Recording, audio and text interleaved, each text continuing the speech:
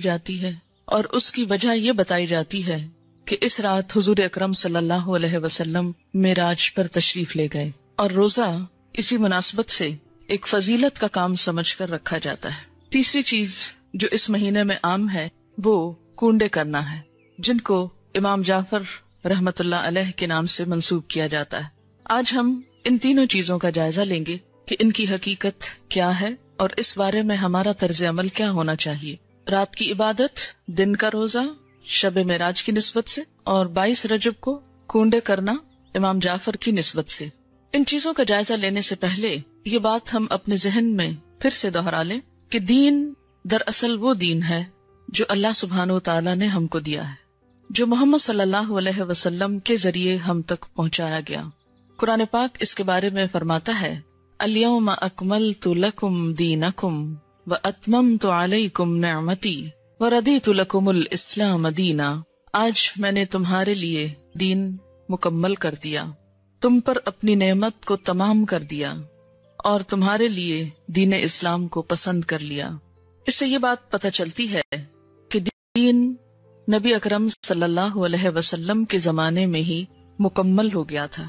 عبادت کے نام پر کیا کرنا چاہیے اور کیا نہیں کرنا چاہیے، اس کا سورس یا تو اللہ کی کتاب ہے یا پھر حضور اکرم صلی اللہ علیہ وسلم کی سنت ہے، کیونکہ جب ایک مسلمان ہوتا ہے تو جو کلمہ وہ پڑھتا ہے وہ لا الہ الا اللہ اور محمد الرسول اللہ ہے۔ دین کے نام پر جو کام بھی ہم کریں گے اس کی اتھارٹی انہی دو ہستیوں کی طرف سے ملنی چاہیے۔ ان کے بعد کسی انسان کو یہ حق حاصل نہیں، خواہ وہ کتنا بھی بڑا عالم کیوں نہ ہو، کتنا بھی ذہین کیوں نہ ہو، کتنا بھی سمجھدار کیوں نہ ہو، کہ وہ دین کے نام پر کوئی اور چیز انٹروڈیوس کرائے، کسی اور چیز کو رواج دے۔ اگر یہ حق دے دیا جائے تو دین میں طرح طرح کی نئی باتیں شامل ہو جائیں جو اصل دین کی جگہ لے لیں گی، اور دین کے نام پر بہت سا انتشار، اختلاف اور باہم عداوت جنم لے گی۔ یہ تین عبادات، رات کا جاگنا، دن کا روزہ اور اس کے بعد 22 رجب کو امام جعفر صادق کے نام پر کچھ پکانا اور دینا، یہ تمام چیزیں حضور صلی اللہ علیہ وسلم کے دور میں موجود نہیں تھی۔ 27 رجب کی رات، جسے عموماً شب معراج کہا جاتا ہے، اس میں آپ صلی اللہ علیہ وسلم کو اگر معراج نصیب ہوئی، اگر کا لفظ میں اس لیے بول رہی ہوں کہ اس تاریخ میں بھی اختلاف ہے، سال میں بھی اختلاف ہے، اس کا ذکر میں بعد میں کروں گی۔ اگر آپ کو معراج نصیب ہوئی بھی اس رات میں تو آپ صلی اللہ علیہ وسلم نے اسی رات جو مخصوص عبادت کی، اس کے بعد کبھی بھی ہر سال 27 رجب کو کوئی خاص عبادت نہیں کی، نہ ہی صحابہ کرام نے کبھی 27 رجب کی رات کو کوئی شب بیداری کی یا اس کی کوئی فضیلت بتائی۔ اسی طرح جہاں تک روزے کا تعلق ہے تو روزہ بھی سنت سے ثابت نہیں ہے، عزت افزائی کی جاتی۔ تو اس سے کیا پتہ چلتا ہے کہ اس رات میں شب بیداری اور اس دن میں روزے کی کوئی حقیقت نہیں۔ اسی طرح جہاں تک امام جعفر کے نام پر جو کونڈے دیے جاتے ہیں، تو بات یہ ہے کہ یہ تاریخ نہ تو امام جعفر رحمت اللہ علیہ کی پیدائش کی ہے اور نہ ہی آپ کی وفات کی ہے، لہٰذا ان کی طرف اس کی نسبت کا کوئی ثبوت ہی نہیں ملتا یا جواز ہی نہیں ملتا۔ امام جعفر رحمت اللہ علیہ کی ولادت ایک روایت کے مطابق 8 رمضان 80 ہجری میں ہوئی، یا 83 ہجری کی روایت بھی موجود ہے، 83 یا 80، اور وفات شوال کے مہینے میں 148 ہجری میں ہوئی۔ اس لیے نہ تو ہم یہ کہہ سکتے ہیں کہ آپ کی پیدائش کی خوشی میں یہ ہو رہا ہے، اور نہ ہی یہ کہہ سکتے ہیں کہ آپ کی وفات کے ضمن میں یہ کوئی کام ہو رہا ہے، اگرچہ اصلاً ہی کسی کی پیدائش یا کسی کی وفات پر کچھ کھانا پکانا یا مخصوص کھانے پکانا اسلام کی روح کے مطابق ہی نہیں۔ اسلام میں صدقہ خیرات کا جو تصور ہے وہ یہ کہ انسان جب اپنے پاس کچھ مال پائے یا کسی ضرورت مند کو دیکھے تو وہ صدقہ خیرات کرے۔ اسی طرح اسلام نے صدقہ خیرات کی کچھ مخصوص شکلیں نہیں بتائیں کہ وہ حلوہ ہو یا کھیر ہو یا پوریاں ہو یا چاول ہو یا دیگ ہو یا بریانی ہو یا کوفتے ہو، نہیں، اس لیے کہ اسلام ایسی کسی تکلیف میں انسان کو نہیں ڈالتا جو انسان کے لیے نبھانا مشکل کا سبب ہو یا مشکل پیدا کرے۔ ہم دیکھتے ہیں کہ اسلام ایک یونیورسل ریلیجن ہے، وہ کسی خاص کلچر کی پیداوار نہیں یا کسی خاص کلچر کے لیے نہیں، کسی خاص ملک یا علاقے کے لیے نہیں، ہر زمانے، ہر دور اور ہر علاقے کے لوگوں کے لیے ہے، اور اس میں ایسے احکامات ہیں کہ جو ہر علاقے کے لوگ سہولت کے ساتھ کر سکیں۔ کئی معاشرے ایسے ہیں کہ جہاں کھیر پکائی ہی نہیں جاتی، یا پوریاں بنانے کا طریقہ ہی نہیں آتا، یا کئی لوگ پوریاں بنانا جانتے ہی نہیں، تو کیا ایسے لوگ پھر اس عبادت سے محروم رہیں گے کہ جو ایک مخصوص کھانا نہ پکا سکتے ہوں؟ اس لیے جتنی بھی من گھڑت چیزیں دین میں داخل کی گئیں، ان سب کے پیچھے اسی قسم کی باتیں آپ کو ملیں گی۔ کنڈوں کی رسم کے بارے میں ایک روایت کے مطابق اس کی ابتدا 1906 میں امیر مینائی کے خاندان سے ہوئی اور امام جعفر کے نام پر شروع ہوئی، اور یہ امیر مینائی کا خاندان جیسا کہ آپ جانتے ہیں کہ لکھنؤ سے یا ہندوستان سے تعلق رکھتا ہے، تو اس رسم کی تو ابتدا بھی عرب سے نہیں ہوئی، یا جہاں اسلام کا اوریجن ہے وہاں سے نہیں آئی، تو اس کو اسلام یا دین کا حصہ یا نیکی یا عبادت آپ کیسے قرار دے سکتے ہیں؟ اگر آپ کو کسی کو بھی روح کو ثواب پہنچانا ہے، ان کے لیے صدقہ خیرات کرنا ہے، تو کوئی دن مقرر کرنے کی ضرورت نہیں، جب آپ کا دل چاہے اور جہاں آپ کا دل چاہے، جہاں آپ ضرورت سمجھیں وہاں آپ کر لیں، اور صرف چند مخصوص اشخاص کے لیے ہی نہیں، اس سے زیادہ کے لیے بھی آپ کر سکتے ہیں۔ پھر اسی طرح شب معراج، جس کا تعلق حضور صلی اللہ علیہ وسلم کے آسمان پہ جانے سے ہے، اس کی حقیقت کے بارے میں اور اس کی کچھ تفصیلات کے بارے میں آپ سے بات کروں گی۔ اگر کوئی شخص اس دن کو بہت اہمیت دینا ہی چاہتا ہے تو وہ بھی اپنے عمل پر غور کرے۔ ہم دیکھتے ہیں کہ اس تاریخ کے بارے میں بے شمار اختلافات ہیں، یعنی تاریخ یا مہینہ یا سال کے بارے میں یا اس کے اجزاء کے بارے میں تقریباً 36 اقوال ہیں۔ بعض کے خیال میں یہ ربیع الاول میں ہوئی، بعض نے رمضان کا مہینہ قرار دیا، بعض نے ہجرت سے 1 سال پہلے، بعض نے 1 سال 6 ماہ کہا، بعض نے 1 سال 5 ماہ کہا، کسی نے 1 سال 2 ماہ کہا، کسی نے 3 ماہ کہا، کسی نے 1 سال 4 ماہ کہا، یعنی بے شمار اقوال ہیں اس کے بارے میں۔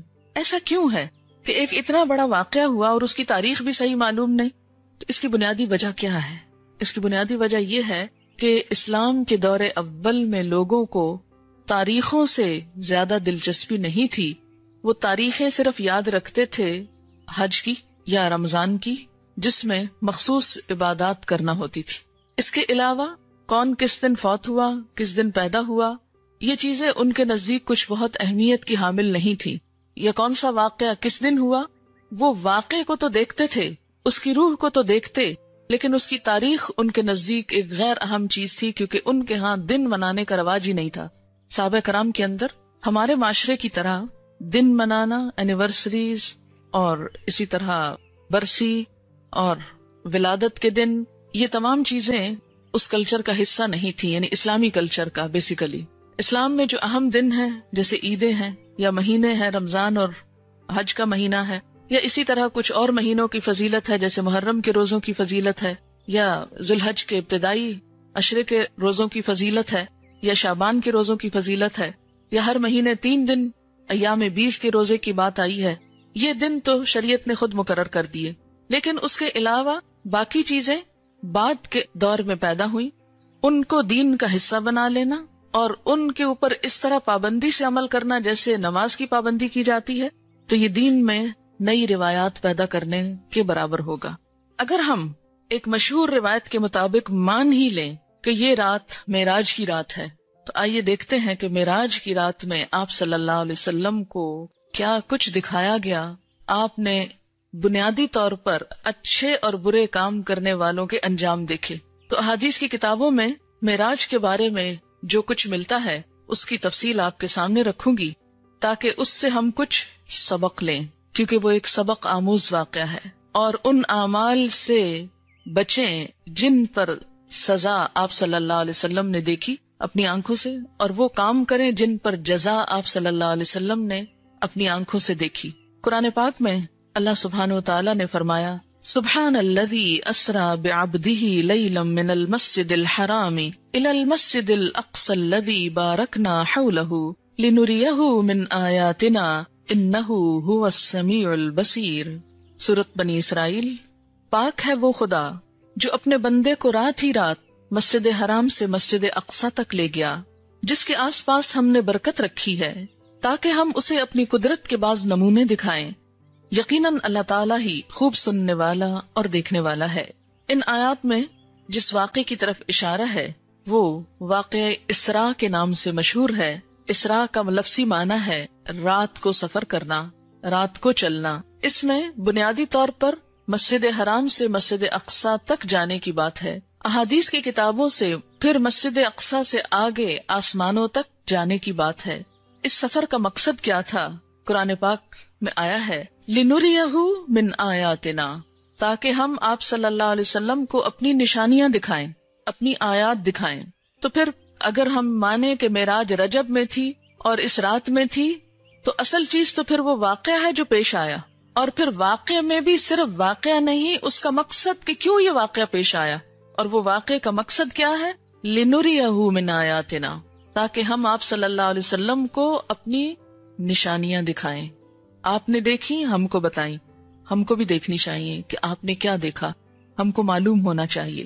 اسی طرح سورۃ النجم میں اس واقعے کی طرف کچھ اشارہ ملتا ہے وَالنَّجْمِ إِذَا هَوَى مَا ضَلَّ صَاحِبُكُمْ وَمَا غَوَى وَمَا يَنطِقُ عَنِ الْهَوَى إِنْ هُوَ إِلَّا وَحْيٌ يُوحَى عَلَّمَهُ شَدِيدُ الْقُوَى ذُو مِرَّةٍ فَاسْتَوَى وَهُوَ بِالْأُفُقِ الْأَعْلَى ثُمَّ دَنَا فَتَدَلَّى فَكَانَ قَابَ قَوْسَيْنِ أَوْ أَدْنَى فَأَوْحَى إِلَى عَبْدِهِ مَا أَوْحَى ما كذب الفؤاد ما رأى أفتمارونه على ما يرى ولقد رآه نزلة أخرى عند سدرة المنتهى عندها جنة المأوى إذ يغشى السدرة ما يغشى ما زاغ البصر وما طغى لقد رأى من آيات ربه الكبرى۔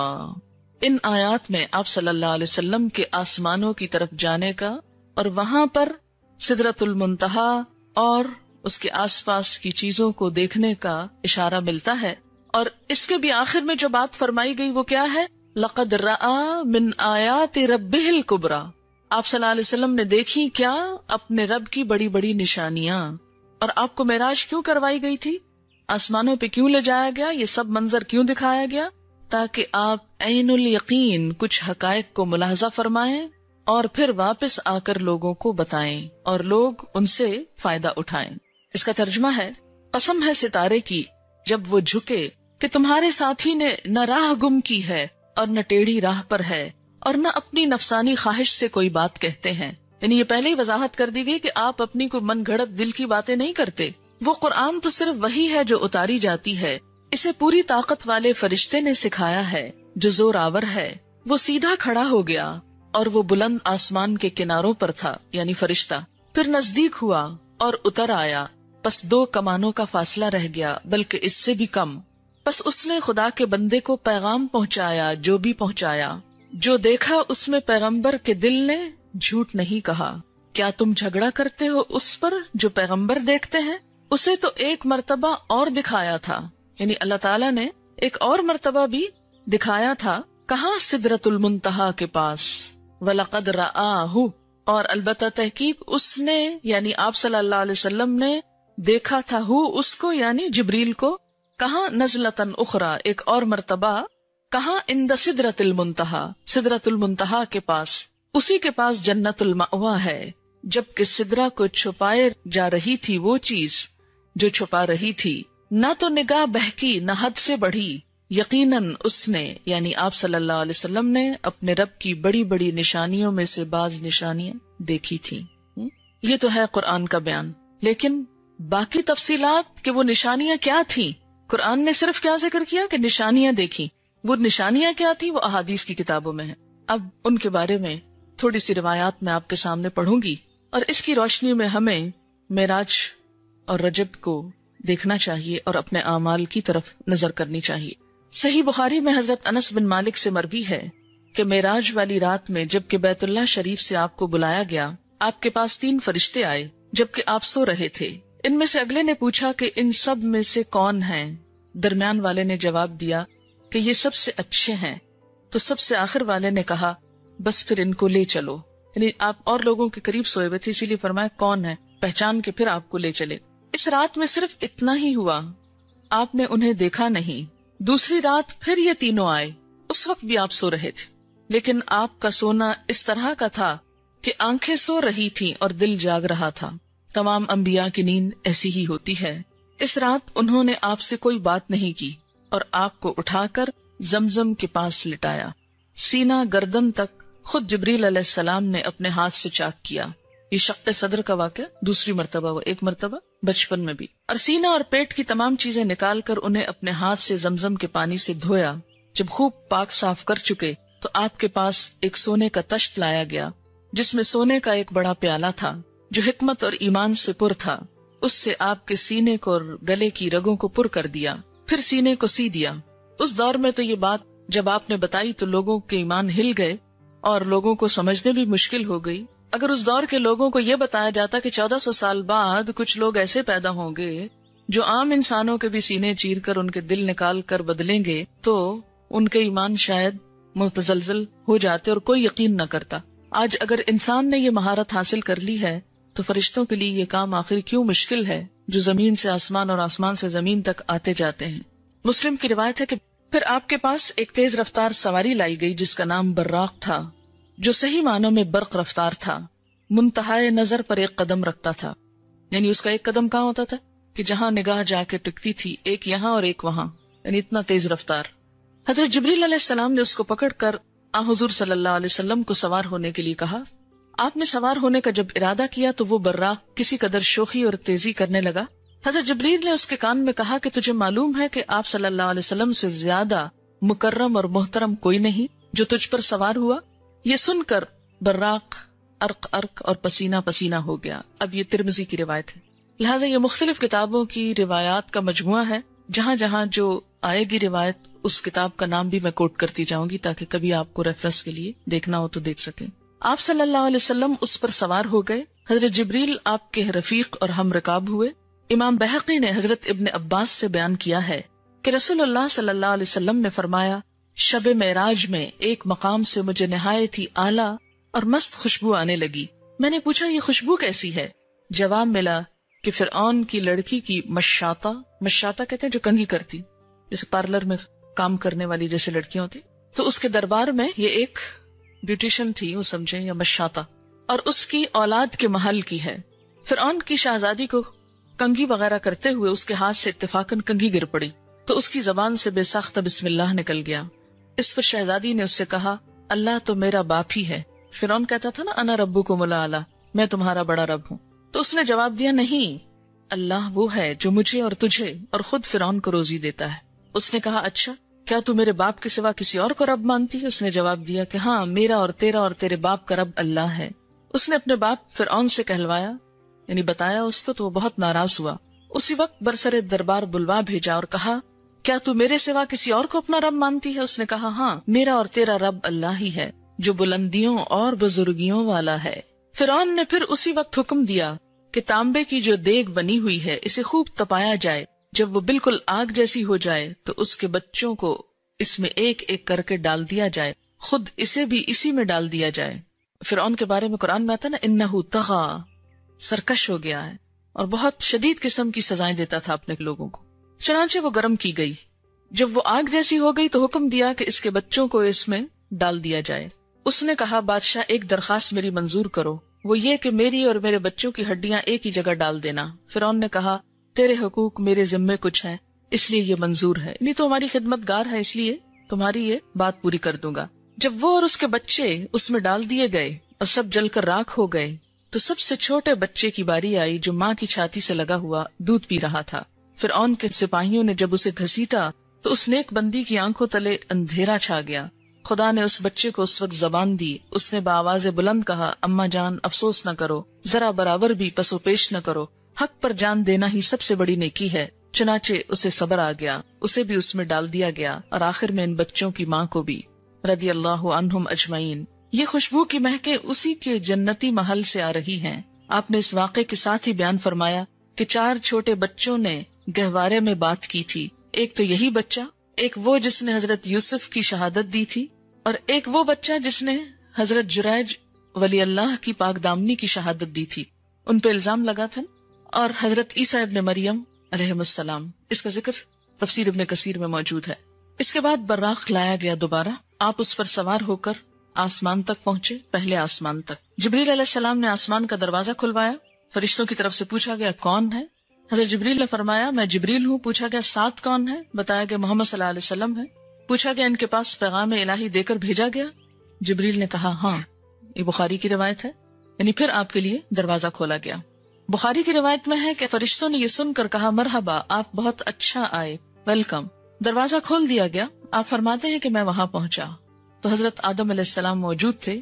جبریل علیہ السلام نے کہا یہ آپ کے باپ آدم ہیں، ان کو سلام کیجئے۔ میں نے سلام دیا، آپ نے جواب دیا اور کہا مرحبا فرزند صالح، نبی صالح۔ بخاری کی روایت میں ہے پھر مجھ کو جبریل لے کر آگے بڑھے، دوسرے آسمان تک پہنچے اور اسی طرح سوال جواب ہوا اور دروازہ کھولا گیا۔ وہاں آپ کو عیسیٰ علیہ السلام اور یحییٰ علیہ السلام ملے جو دونوں باہم خالہ زاد بھائی بھی ہیں۔ جبریل علیہ السلام نے کہا یہ یحییٰ اور عیسیٰ علیہ السلام ہیں، ان کو سلام کیجئے۔ میں نے سلام کیا، دونوں نے جواب دیا۔ پھر کہا کہ مرحبا برادر صالح اور نبی صالح، اور پھر اسی طرح سے کچھ باتیں ہوئیں اور ان کو برادر اس لیے کہا، بھائی اس لیے کہا گیا کہ آپ ان کے ڈسینڈنٹ نہیں، یعنی وہ دوسری نسل سے ہیں۔ بخاری میں ہے کہ مجھ کو جبریل علیہ السلام تیسرے آسمان کی طرف لے کر چڑھے اور دروازہ کھلوایا۔ پوچھا گیا کون؟ جبریل نے کہا میں ہوں۔ پوچھا گیا تمہارے ساتھ کون؟ انہوں نے کہا محمد صلی اللہ علیہ وسلم۔ پوچھا گیا ان کے پاس پیغام الہی ہے؟ جبریل نے کہا ہاں۔ فرشتوں نے کہا مرحبا، آپ بہت اچھا آئے۔ دروازہ کھولا گیا، وہاں پہنچا تو دیکھا کہ یوسف علیہ السلام موجود ہیں۔ جبریل علیہ السلام نے کہا یہ یوسف علیہ السلام ہے، ان کو سلام کیجئے۔ میں نے سلام کیا، انہوں نے جواب دیا۔ انہوں نے کہا مرحبا برادر صالح اور نبی صالح، کیونکہ وہ بھی بنی اسرائیل میں سے تھے، اس لیے بھائی کہہ رہے ہیں۔ بخاری کی روایت میں کہ جبریل علیہ السلام مجھ کو لے کر آگے بڑھے چوتھے آسمان پر، اسی طرح سوال جواب ہوا اور وہاں پر حضرت ادریس علیہ السلام موجود تھے، سلام دعا ہوئی اور اسی طرح کہا برادر صالح اور نبی صالح۔ پھر جبریل علیہ السلام آگے بڑھے پانچویں آسمان تک، وہاں بھی اسی طرح سلام دعا ہوا۔ وہاں پر ہارون علیہ السلام موجود تھے، انہوں نے بھی برادر صالح اور نبی صالح کہہ کر ویلکم کیا۔ پھر آگے چڑھے چھٹے آسمان تک، دروازہ کھلوایا گیا اور اسی طرح سوال جواب ہوا، اور یہاں پر موسیٰ علیہ السلام تھے۔ جب وہ ان کو چھوڑ کر آگے بڑھے تو وہ رونے لگے۔ پوچھا کیا ہے، آپ کے رونے کی وجہ کیا ہے؟ انہوں نے کہا میں اس لیے روتا ہوں کہ ایک نوجوان پیغمبر میرے بعد مبعوث ہوئے جن کی امت کے جنت میں داخل ہونے والے میری امت کے جنت میں داخل ہونے والوں سے زیادہ ہوں گے، تو مجھ کو اپنی امت پر حسرت ہے، یعنی بنی اسرائیل پر، کہ انہوں نے میرا اس طرح اتباع نہ کیا جس طرح حضور صلی اللہ علیہ وسلم کی امت آپ کی اطاعت کرے گی۔ اسی لیے میری امت کے ایسے لوگ جنت سے محروم رہے تو ان کے حال پہ رونا آتا ہے۔ پھر ساتویں آسمان پر پہنچے تو وہاں پر ابراہیم علیہ السلام کو پایا۔ کہا گیا سلام کیجئے، آپ نے ان کو سلام کیا۔ انہوں نے کہا فرزند صالح اور نبی صالح، یعنی بیٹا کہہ کے پکارا، اور آپ اپنی کمر بیت المعمور سے ٹیک کر بیٹھے ہوئے تھے۔ ایک اور حدیث میں آتا ہے نا کہ ساتویں آسمان پر بیت المعمور ہے خانہ کعبہ کی طرح، اور وہاں ہر روز 70,000 فرشتے طواف کرتے ہیں۔ تو ابراہیم علیہ السلام نے چونکہ دنیا میں بیت اللہ بنایا تو اس کے اعزاز میں آپ کو ساتویں آسمان پر جو بیت اللہ ہے وہاں پر رکھا گیا۔ مسلم کی روایت ہے کہ بیت المعمور میں ہر روز 70,000 فرشتے داخل ہوتے ہیں۔ بخاری کی روایت میں یوں ہے کہ میں ایک ایسے ہموار میدان میں جہاں میں نے قلموں کے لکھنے کی آواز سنی۔ اللہ تعالیٰ نے مجھ پر اور میری امت پر 50 وقت کی نمازیں فرض کی۔ مسند احمد کی روایت میں ہے کہ سورۃ بقرہ کی آخری آیتیں کون سی بلا؟ آمن الرسول، وہ مجھ کو عنایت ہوئی، اور یہ بات کہ جو شخص آپ کی امت میں سے اللہ تعالیٰ کے ساتھ کسی کو شریک نہ کرے اس کے گناہ معاف ہو جائیں گے۔ مسلم میں ہے کہ آپ سے یہ وعدہ بھی کیا گیا تھا کہ جو شخص کسی نیکی کا ارادہ کرے اور کسی وجہ سے نہ کر سکے تب بھی اس کو ایک نیکی کا ثواب ملے گا، اور جب گناہ کا ارادہ کرے اور اس گناہ کو نہ کرے تو گناہ نہیں لکھا جائے گا، اگر کیا تو ایک ہی گناہ لکھا جائے گا۔ بعض روایات سے یہ پتہ چلتا ہے کہ آپ نے اللہ تعالیٰ کو بھی دیکھا، لیکن جو زیادہ ترجیح والی روایات ہیں وہ کیا ہیں کہ آپ صلی اللہ علیہ وسلم نے صرف کلام فرمایا۔ آپ نے جنت اور دوزخ کو دیکھا، جہنم میں زیادہ تر ناشکر گزار عورتیں نظر آئیں، جنت میں زیادہ تر غرباء اور مساکین دکھائی دیے۔ بہرحال آپ نے بہت سے عجائبات اللہ کی نشانیوں کو دیکھا اور واپس ہوئے۔ واپس آتے ہوئے موسیٰ علیہ السلام سے ملاقات ہوئی تو انہوں نے دریافت کیا کہ آپ کو کیا حکم ملا؟ میں نے کہا ایک دن رات میں مجھ پر اور میری امت پر 50 نمازیں فرض کی گئی۔ حضرت موسیٰ نے فرمایا آپ کی امت ایک دن رات میں 50 نمازیں نہ پڑھ سکے گی، میں بنی اسرائیل سے خوب تجربہ کر چکا ہوں، آپ اپنے رب کے پاس واپس جائیے، کمی کی درخواست کیجیے۔ موسیٰ علیہ السلام کے فرمانے پر میں اللہ تعالیٰ کے پاس واپس گیا اور کمی کی درخواست کی، اللہ تعالیٰ نے میری درخواست کو قبول کیا، نمازوں میں تخفیف فرمائی۔ میں واپس آیا تو موسیٰ علیہ السلام نے پوچھا کتنی کم ہوئی؟ میں نے کہا 10۔ انہوں نے کہا ابھی بھی بہت ہے، واپس جائیے۔ پھر اللہ تعالیٰ نے 10 اور کم کر دی۔ پھر میں واپس آیا، پوچھا اب کتنی ہے؟ تو ان کے دریافت کرنے پر میں نے کہا کہ اتنی نمازوں کی کمی ہو گئی. موسیٰ علیہ السلام نے کہا پھر جاؤ اور کمی کراؤ. پھر معافی کی اپیل کی گئی اور اس طرح پھر 10 اور ایک دفعہ میں 5 اور باقی 5 رہ گئی. موسیٰ علیہ السلام نے کہا ابھی بھی کمی کراؤ، یہ لوگ 5 بھی نہیں پڑھیں گے. میں نے کہا مجھے اب شرم آتی ہے، جتنا اللہ تعالیٰ نے فرض کیا میں اس پہ راضی ہوں. آپ فرماتے ہیں کہ جب میں وہاں سے واپس آیا تو ایک پکارنے والے نے پکار کر کہا میں نے اپنا فرض پورا کر دیا، بندوں سے تخفیف کر دی، 5 نمازیں 50 کے برابر ہیں. پھر میں جہاں سے گیا تھا وہیں واپس آ گیا. اور جس وقت واپس آ کر آپ نے لوگوں کو خبر دی تو بہت سے ایمان والوں کے ایمان متزلزل ہو گئے کہ یہ کیسے ممکن ہے. اور ہو سکتا ہے کہ اب بھی یہ باتیں سن کر بہت سے لوگوں کے دل ہل گئے ہوں کہ یہ بھلا کیسے ہو سکتا ہے کہ آپ نے یہ سب کچھ دیکھ لیا. بات یہ ہے کہ مشکل اسی وقت ہو سکتی ہے جب انسان اللہ تعالیٰ کی قدرت پر شک کرے، اور اگر اس بات کا یقین ہو کہ اللہ کے ہاں کچھ بھی مشکل نہیں، کن کہہ کے وہ کچھ بھی کر سکتا ہے، کسی سے کرا سکتا ہے، ایک اشارے میں اوپر سے نیچے اور نیچے سے اوپر تہ و بالا ہر چیز کو کر سکتا ہے. مسلم میں ہے کہ حضور صلی اللہ علیہ وسلم فرماتے ہیں جب میں نے معراج کا یہ واقعہ مشرکین مکہ کو سنایا تو انہوں نے اس کی تردید کی اور تکذیب کی اور بیت المقدس کی علامتیں دریافت کرنا شروع کر دی. کیسا ہے بیت المقدس؟ تو اللہ تعالیٰ نے بیت المقدس کو میرے سامنے ظاہر فرمایا اور جو جو باتیں اور نشانیاں مشرکین دریافت کرتے میں دیکھ دیکھ کر بتاتا جاتا. ان تمام بیانات سے یہ بات یقینی طور پر ثابت ہو گئی کہ حضور صلی اللہ علیہ وسلم نے بحکم خدا مکہ سے بیت المقدس اور وہاں سے 7ویں آسمان پر تشریف لے جا کر اسی شب کو واپس تشریف لائے. آپ جسم سمیت گئے، جسم سمیت آئے. یہ محض خواب نہ تھا بلکہ روح جسم کی بیداری کی حالت کے ساتھ گئے. اور قرآن پاک میں بھی اسی کا ذکر ملتا ہے، کیونکہ قرآن پاک میں آتا نا سبحان الذی اسری بعبدہ، تو عبد کس کو کہتے ہیں؟ روح کو. اب سے مراد روح اور جسم دونوں ہیں. قرآن کے مطابق سب کا حساب کتاب قیامت کے دن ہوگا. تو پھر حضور صلی اللہ علیہ وسلم نے کیسے پہلے سزا اور جزا یعنی جنت اور دوزخ کا مشاہدہ کیا؟ یہ کون لوگ تھے جن کا حساب پہلے ہوا؟ اس میں یہ وہ لوگ بھی ہو سکتے ہیں جو دنیا سے مر کے جا چکے ہیں، برزخ میں ہیں، اور ان کو وہاں ان کے اعمال کے مطابق سزا لیتے ہوئے دکھا دیا گیا. اگرچہ سب کا فیصلہ قیامت کے دن ہوگا، لیکن اگر کچھ لوگوں کو بطور مثال وہاں اللہ تعالیٰ نے پہلے فیصلہ کر کے ڈال دیا تو اس میں کیا مشکل ہے؟ یہ بھی ہو سکتا ہے کہ اللہ تعالیٰ نے بطور تمثیل دکھایا کہ ایسا ہوگا، یعنی جن لوگوں کے ساتھ ہونے والا ہے ان کی شکلیں سامنے لا کے دکھا دی اور ان کو ایک شیپ دے دی، اور فیصلہ بعد میں ہوتا رہے گا. کیا صدقہ خیرات اللہ کے سوا کسی اور کے نام سے دینا جائز ہے جیسے امام جعفر کے نام پر؟ یہ تو آپ قرآن پاک میں واضح طور پر پڑھ چکے ہیں.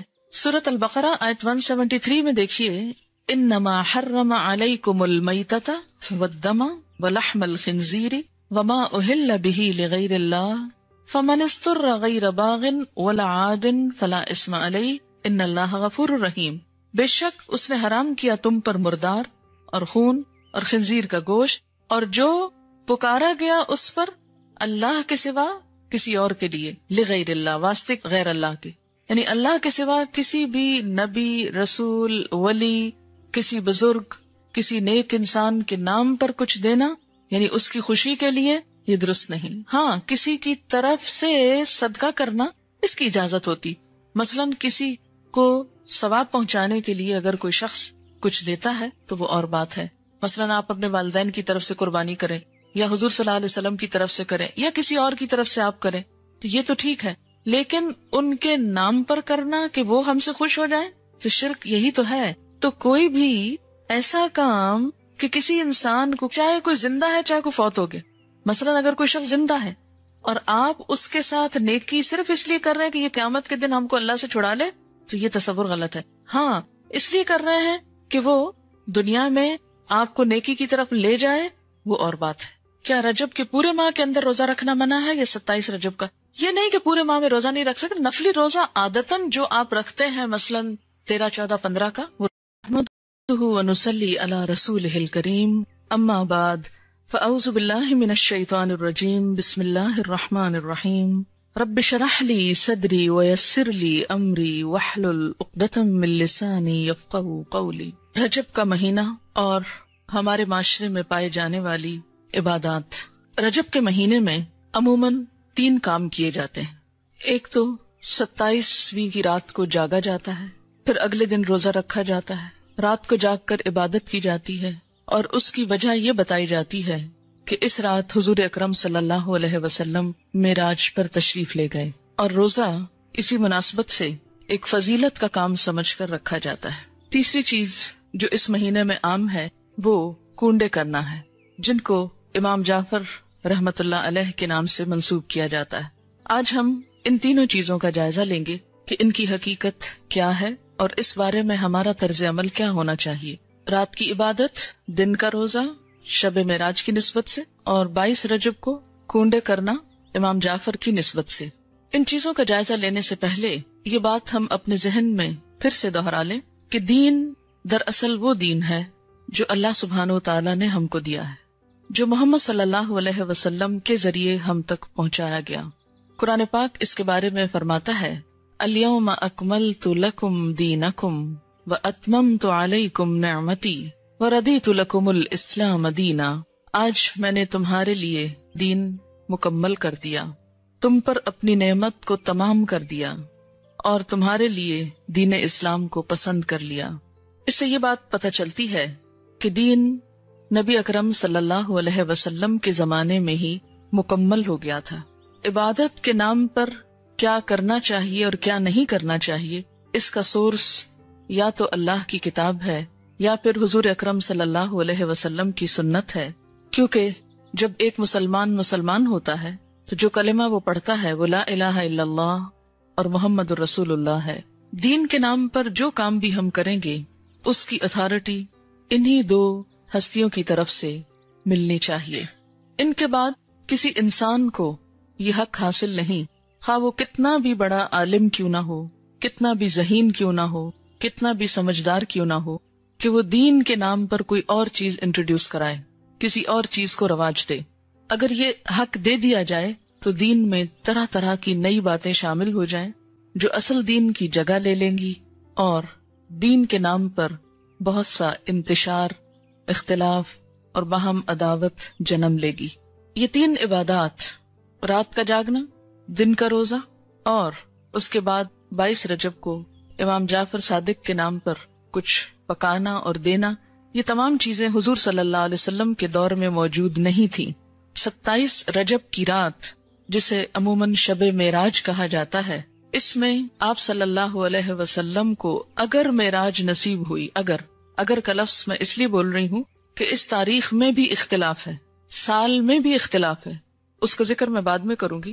اگر آپ کو معراج نصیب ہوئی بھی اس رات میں تو آپ صلی اللہ علیہ وسلم نے اسی رات جو مخصوص عبادت کی، اس کے بعد کبھی بھی ہر سال 27 رجب کو کوئی خاص عبادت نہیں کی، نہ ہی صحابہ کرام نے کبھی 27 رجب کی رات کو کوئی شب بیداری کی یا اس کی کوئی فضیلت بتائی۔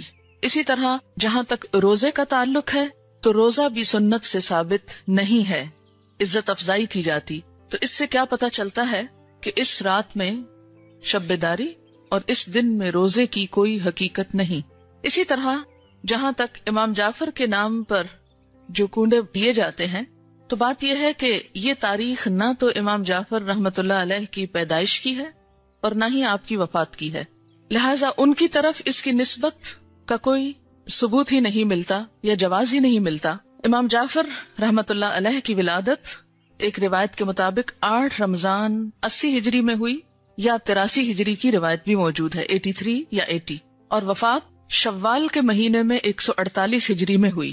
اس لیے نہ تو ہم یہ کہہ سکتے ہیں کہ آپ کی پیدائش کی خوشی میں یہ ہو رہا ہے، اور نہ ہی یہ کہہ سکتے ہیں کہ آپ کی وفات کے ضمن میں یہ کوئی کام ہو رہا ہے، اگرچہ اصلاً ہی کسی کی پیدائش یا کسی کی وفات پر کچھ کھانا پکانا یا مخصوص کھانے پکانا اسلام کی روح کے مطابق ہی نہیں۔ اسلام میں صدقہ خیرات کا جو تصور ہے وہ یہ کہ انسان جب اپنے پاس کچھ مال پائے یا کسی ضرورت مند کو دیکھے تو وہ صدقہ خیرات کرے۔ اسی طرح اسلام نے صدقہ خیرات کی کچھ مخصوص شکلیں نہیں بتائیں کہ وہ حلوہ ہو یا کھیر ہو یا پوریاں ہو یا چاول ہو یا دیگ ہو یا بریانی ہو یا کوفتے ہو، نہیں، اس لیے کہ اسلام ایسی کسی تکلیف میں انسان کو نہیں ڈالتا جو انسان کے لیے نبھانا مشکل کا سبب ہو یا مشکل پیدا کرے۔ ہم دیکھتے ہیں کہ اسلام ایک یونیورسل ریلیجن ہے، وہ کسی خاص کلچر کی پیداوار نہیں یا کسی خاص کلچر کے لیے نہیں، کسی خاص ملک یا علاقے کے لیے نہیں۔ ہر زمانے، ہر دور اور ہر علاقے کے لوگوں کے لیے ہے، اور اس میں ایسے احکامات ہیں کہ جو ہر علاقے کے لوگ سہولت کے ساتھ کر سکیں۔ کئی معاشرے ایسے ہیں کہ جہاں کھیر پکائی ہی نہیں جاتی، یا پوریاں بنانے کا طریقہ ہی نہیں آتا، یا کئی لوگ پوریاں بنانا جانتے ہی نہیں، تو کیا ایسے لوگ پھر اس عبادت سے محروم رہیں گے کہ جو ایک مخصوص کھانا نہ پکا سکتے ہوں؟ اس لیے جتنی بھی من گھڑت چیزیں دین میں داخل کی گئیں، ان سب کے پیچھے اسی قسم کی باتیں آپ کو ملیں گی۔ کنڈوں کی رسم کے بارے میں ایک روایت کے مطابق اس کی ابتدا 1906 میں امیر مینائی کے خاندان سے ہوئی اور امام جعفر کے نام پر شروع ہوئی، اور یہ امیر مینائی کا خاندان جیسے کہ آپ جانتے ہیں کہ لکھنؤ سے یا ہندوستان سے تعلق رکھتا ہے، تو اس رسم کی تو ابتدا بھی عرب سے نہیں ہوئی، یا جہاں اسلام کا اوریجن ہے وہاں سے نہیں آئی، تو اس کو اسلام یا دین کا حصہ یا نیکی یا عبادت آپ کیسے قرار دے سکتے ہیں؟ اگر آپ کو کسی کو بھی روح کو ثواب پہنچانا ہے، بسم اللہ الرحمن الرحیم، رب اشرح لی صدری ویسر لی امری واحلل عقدۃ من لسانی یفقہوا قولی۔ رجب کا مہینہ اور ہمارے معاشرے میں پائے جانے والی عبادات۔ رجب کے مہینے میں عموماً 3 کام کیے جاتے ہیں۔ ایک تو 27ویں کی رات کو جاگا جاتا ہے، پھر اگلے دن روزہ رکھا جاتا ہے، رات کو جاگ کر عبادت کی جاتی ہے، اور اس کی وجہ یہ بتائی جاتی ہے کہ اس رات حضور اکرم صلی اللہ علیہ وسلم معراج پر تشریف لے گئے، اور روزہ اسی مناسبت سے ایک فضیلت کا کام سمجھ کر رکھا جاتا ہے۔ تیسری چیز جو اس مہینے میں عام ہے وہ کنڈے کرنا ہے، جن کو امام جعفر رحمت اللہ علیہ کے نام سے منسوب کیا جاتا ہے۔ آج ہم ان تینوں چیزوں کا جائزہ لیں گے کہ ان کی حقیقت کیا ہے اور اس بارے میں ہمارا طرز عمل کیا ہونا چاہیے۔ رات کی عبادت، دن کا روزہ شب معراج کی نسبت سے، اور 22 رجب کو کنڈے کرنا امام جعفر کی نسبت سے۔ ان چیزوں کا جائزہ لینے سے پہلے یہ بات ہم اپنے ذہن میں پھر سے دہرا لیں کہ دین دراصل وہ دین ہے جو اللہ سبحانہ و تعالیٰ نے ہم کو دیا ہے، جو محمد صلی اللہ علیہ وسلم کے ذریعے ہم تک پہنچایا گیا۔ قرآن پاک اس کے بارے میں فرماتا ہے، الیوم اکملت لکم دینکم واتممت علیکم نعمتی وردیت لکم الاسلام دینا۔ آج میں نے تمہارے لیے دین مکمل کر دیا، تم پر اپنی نعمت کو تمام کر دیا، اور تمہارے لیے دین اسلام کو پسند کر لیا۔ اس سے یہ بات پتہ چلتی ہے کہ دین نبی اکرم صلی اللہ علیہ وسلم کے زمانے میں ہی مکمل ہو گیا تھا۔ عبادت کے نام پر کیا کرنا چاہیے اور کیا نہیں کرنا چاہیے، اس کا سورس یا تو اللہ کی کتاب ہے یا پھر حضور اکرم صلی اللہ علیہ وسلم کی سنت ہے، کیونکہ جب ایک مسلمان ہوتا ہے تو جو کلمہ وہ پڑھتا ہے وہ لا الہ الا اللہ اور محمد الرسول اللہ ہے۔ دین کے نام پر جو کام بھی ہم کریں گے اس کی اتھارٹی انہی 2 ہستیوں کی طرف سے ملنی چاہیے۔ ان کے بعد کسی انسان کو یہ حق حاصل نہیں، خواہ وہ کتنا بھی بڑا عالم کیوں نہ ہو، کتنا بھی ذہین کیوں نہ ہو، کتنا بھی سمجھدار کیوں نہ ہو، کہ وہ دین کے نام پر کوئی اور چیز انٹروڈیوس کرائے، کسی اور چیز کو رواج دے۔ اگر یہ حق دے دیا جائے تو دین میں طرح طرح کی نئی باتیں شامل ہو جائیں جو اصل دین کی جگہ لے لیں گی، اور دین کے نام پر بہت سا انتشار، اختلاف اور باہم عداوت جنم لے گی۔ یہ 3 عبادات، رات کا جاگنا، دن کا روزہ، اور اس کے بعد 22 رجب کو امام جعفر صادق کے نام پر کچھ پکانا اور دینا، یہ تمام چیزیں حضور صلی اللہ علیہ وسلم کے دور میں موجود نہیں تھیں۔ 27 رجب کی رات، جسے عموماً شب معراج کہا جاتا ہے، اس میں آپ صلی اللہ علیہ وسلم کو اگر معراج نصیب ہوئی، اگر کا لفظ میں اس لیے بول رہی ہوں کہ اس تاریخ میں بھی اختلاف ہے، سال میں بھی اختلاف ہے، اس کا ذکر میں بعد میں کروں گی۔ اگر آپ کو معراج نصیب ہوئی بھی اس رات میں، تو آپ صلی اللہ علیہ وسلم نے اسی رات جو مخصوص عبادت کی، اس کے بعد کبھی بھی ہر سال 27 رجب کو کوئی خاص عبادت نہیں کی، نہ ہی صحابہ کرام نے کبھی 27 رجب کی رات کو کوئی شب بیداری کی یا اس کی کوئی فضیلت بتائی۔ اسی طرح جہاں تک روزے کا تعلق ہے تو روزہ بھی سنت سے ثابت نہیں ہے، عزت افزائی کی جاتی۔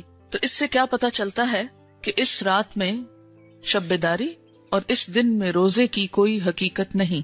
اسی طرح جہاں تک امام جعفر کے نام پر جو کنڈے دیے جاتے ہیں، تو بات یہ ہے کہ یہ تاریخ نہ تو امام جعفر رحمت اللہ علیہ کی پیدائش کی ہے اور نہ ہی آپ کی وفات کی ہے، لہٰذا ان کی طرف اس کی نسبت کا کوئی ثبوت ہی نہیں ملتا یا جواز ہی نہیں ملتا۔ امام جعفر رحمت اللہ علیہ کی ولادت ایک روایت کے مطابق 8 رمضان 80 ہجری میں ہوئی، یا 83 ہجری کی روایت بھی موجود ہے 83 یا 80، اور وفات شوال کے مہینے میں 148 ہجری میں ہوئی۔